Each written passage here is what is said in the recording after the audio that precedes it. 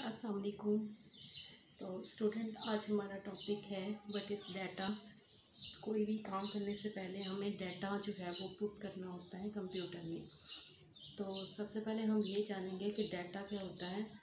तो डाटा की एक सिंपल डेफिनेशन है कि data is a raw material और data is a raw information. यानी डाटा एक रॉ मटेरियल भी होता है और इंफॉर्मेशन रॉ इंफॉर्मेशन भी कहलाती है। जैसे कि हम कोई भी वर्ड कंप्यूटर में जब हम लिखते हैं, कोई हम नाम लिखते हैं, जैसे कि नोमान NUMAN, ठीक है, हम वन बाय वन लिख रहे होते हैं तो वो वन बाय वन वर्ड को अपने अंदर स्टोर कर रहा होता है। जब वो वर्ड कंबाइन हो जाता है उससे एक इंफॉर्मेशन सामने आ जाती है या उससे हमें कोई मीनिंगफुल फॉर्म मिल जाती है। तो जब हम उसको अरेंज करते हैं, कंबाइन करके लिखते हैं तो उससे बनता है नोमान, ठीक है। लेकिन जब हम उसको अलग-अलग से N अलग लिखें, U अलग से लिखें और MAN अलग से लिखें तो हमें इससे कोई भी मीनिंग सामने नहीं आएगा या हमें इससे कोई मीनिंगफुल इंफॉर्मेशन हासिल नहीं होगी। तो जब हम इसको तमाम स्पेलिंग्स को कंबाइन करके इकट्ठा करेंगे तो फिर हमें वो एक पढ़ने में जो चीज़ सामने आएगी वो एक पता चलेगा कि ये किसी का नाम है। नोमान जो है वो एक नाम है। तो ये एक मीनिंगफुल फॉर्म हमें मिल जाती है, ठीक है। जब तक वो रॉ मटेरियल में था या अलग अलग फॉर्म में एक एक वर्ड था तो वो हमें मीनिंग उसका नहीं पता था कि ये क्या है। लेकिन जैसे उसको कंबाइन किया तो उससे एक मीनिंगफुल फॉर्म हासिल हुई, उससे हमें एक इंफॉर्मेशन मिली कि ये किसी का नाम है, ठीक है। इसी तरह से हम अगर लिखते हैं डाटा को DATA कर देते हैं, जैसे डाटा वर्ड है तो हम इसको ADTA कर देते हैं, तो इसको पढ़ने से हमें कोई मीनिंगफुल इंफॉर्मेशन हासिल नहीं हो रही, हमें इससे कोई अरेंज फॉर्म हासिल नहीं हो रही, हमें कोई इंफॉर्मेशन नहीं मिल रही, तो हम इसका कोई मीनिंग नहीं निकाल पा रहे कि क्या है। तो ये एक अनअरेंज फॉर्म है। लेकिन जैसे ही हम इन वर्ड्स को आगे पीछे करके अरेंज करेंगे तो अगर हम ADTA की बजाय DATA कर दें तो वो क्या बन जाएगा, डाटा। तो जब वो डाटा की एक हमें एक फॉर्म मिलती है तो डाटा हमें पता है कि एक रॉ मटेरियल है, तो वो हमें एक मीनिंगफुल फॉर्म हासिल होगी, उससे एक इंफॉर्मेशन हासिल हो जाती है कि ये एक डाटा है। तो वो हमारा क्या कहलाता है, डाटा कहलाता है। तो या इंफॉर्मेशन कहलाती है, क्योंकि रॉ मटेरियल को जब हम अरेंज करते हैं या रॉ इंफॉर्मेशन को जब हम अरेंज करते हैं तो वो हमें एक इंफॉर्मेशन हासिल हो जाती है। या हम अब इंफॉर्मेशन जो है वो क्या होती है तो उसमें हम ये देखेंगे arrange form of data is called information. Information की एक simple definition, arrange form of data is called information, ठीक है। और इसकी एक दूसरी आप वर्ड्स में भी इसकी एक डेफिनेशन बता सकते हैं जिसमें हम कह सकते हैं कि meaningful form of data is called information.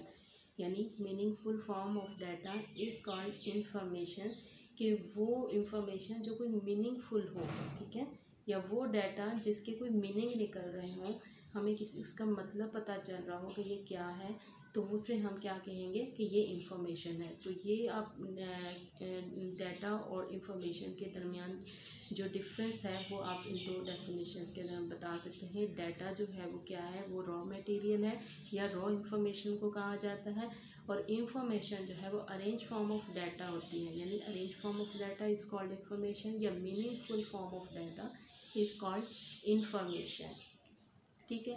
ये दो बातें हमारी क्लियर हुई। तो इसके बाद हम आ जाते हैं कि डाटा जो है वो कितनी टाइप्स का होता है, ठीक है। तो हम इसमें ये देखें कि डाटा जो है वो हमारे पास 3 टाइप्स का होता है, ठीक है। तो इसमें कहते हैं कि a computer is a data processing machine. Computer जो है वो बेसिकली क्या है, डाटा प्रोसेसिंग मशीन है। और डाटा जो है वो क्या, data is a raw information collected for a specified purpose. यानी जो इंफॉर्मेशन जो है रॉ इंफॉर्मेशन हम जो है इकट्ठी करते हैं वो किस लिए करते हैं, वो कोई स्पेसिफाइड कोई ख़ास किस्म का काम होता है, उसके पीछे ख़ास किस्म का कोई मकसद होता है जिसके लिए हम उस इंफॉर्मेशन को कलेक्ट करते हैं। तो data can be a following 3 types, यानी 3 किस्म का डाटा हो सकता है। Number 1 numerical data, number 2 alphabetic data और नंबर 3 अल्फ़ा न्यूमेरिक डाटा। अब ये 3 टाइप का डाटा होता है जो हम कंप्यूटर में इंपुट करते हैं। अब सबसे पहले हम डिफाइन करते हैं कि न्यूमेरिकल डाटा या न्यूमेरिक डाटा जो है वो क्या होता है। तो न्यूमेरिक डाटा जो है वो कंसिस्ट ऑफ डिजिट, यानी डिजिट्स पर ये कंसिस्ट कर रहा होता है फ्रॉम 0 to 9। प्लस की फॉर्म में भी होता है, माइनस की फॉर्म में भी होता है, यानी माइनस और प्लस दोनों के साइंस के साथ भी होता है, और डेसिमल पॉइंट में भी होता है। यानी डेसिमल पॉइंट जो एक इशारिया का यूज़ करते हैं अपने मैथमेटिक्स में, इशारिया या पॉइंट का जो इस्तेमाल करते हैं, तो वो भी हमारा न्यूमेरिक डाटा में शुमार होता है। यानी इन तीनों चीज़ों के ऊपर न्यूमेरिक डाटा जो है वो कंसिस्ट करता है। सपोज दैट जैसे हम लिखा हुआ है कि 456 प्लस 720 माइनस 457 और 12.13, ठीक है। तो ये क्या है, ये हमारा न्यूमेरिकल डाटा है। इस किस्म का डाटा जो है न्यूमेरिकल फॉर्म में जो आए उसे हम न्यूमेरिक डाटा कहते हैं, ठीक है। इसी तरह से हमारे पास जो है नंबर 2 जो डाटा की टाइप है वो है अल्फ़ाबेटिक डाटा। अब अल्फ़ाबेटिक डाटा से अल्फ़ाबेटिक्स से ही वाज़ेह हो रहा है कि इसमें सारे के सारे अल्फ़ाबेटिक यूज़ होंगे। अब अल्फ़ाबेटिक वो A to Z small letters भी हो सकते हैं, A to Z जो है वो कैपिटल लेटर्स भी हो सकते हैं। यानी कि दोनों फॉर्म में जो है ये डाटा अल्फ़ाबेटिक डाटा जो है वो मुश्तमिल हो सकता है। अब इसमें जो है इसमें और ब्लैंक स्पेसेस भी जो है वो अल्फ़ाबेटिक डाटा में ही शुमार की जाएंगी। और इसमें जैसे सबसे बड़ी एग्जांपल ये कि किसी जगह का नाम हो गया, किसी शख्स का नाम हो गया, किसी चीज़ का नाम हो गया, तो ये सारी की सारी चीज़ें जो है जो भी हम अल्फ़ाबेटिक फॉर्म में जो चीज़ें भी लिखेंगे वो हमारा अल्फ़ाबेटिक डाटा कहलाता है। जैसे कि पाकिस्तान एक वर्ड है, पाकिस्तान में सारे अल्फ़ाबेटिक यूज़ होते हैं। अब आप इसमें अल्फ़ाबेटिक्स में आप स्मॉल लेटर्स भी यूज़ कर सकते हैं, इसके अंदर आप जो है कैपिटल लेटर्स का भी इस्तेमाल कर सकते। इसी तरह से कोई नाम आप ले लेते हैं, अहमद है, नुमान है, जुनैद है, कोई भी नाम आप ले लेते हैं तो ये भी अल्फ़ाबेटिक की फॉर्म में ही आता है। इसको भी आप स्मॉल लेटर्स में यूज़ कर सकते हैं या फिर आप इसको कैपिटल लेटर्स का भी इस्तेमाल कर सकते हैं। किसी चीज़ का नाम ले लें कि लाइब्रेरी लिख रहे हैं, आप बुक लिख रहे हैं, मोबाइल लिख रहे हैं, बोर्ड मार्कर, कोई भी आप किसी चीज़ का नाम लिख रहे हैं तो वो भी अल्फ़ाबेटिक डाटा में ही शुमार होगा। अच्छा, और इसके अलावा हमारे पास जो है वो एक तीसरी फॉर्म आ जाती है अल्फ़ा न्यूमेरिक डाटा। अब अल्फ़ा न्यूमेरिक डाटा जो है आप ये कह लें कि combination of numerical data and alphabetic data है। अल्फ़ा न्यूमेरिक डाटा जैसे कि नाम से ही ज़ाहिर है कि is a combination of numeric and alphabetic data is called the alphanumeric data. Alphanumeric data consists of digits 0 to 9, alphabetics both capital and small letters and special characters or symbols, ठीक है। अब इसके अंदर क्या है कि 0 to 9 जो है वो आपके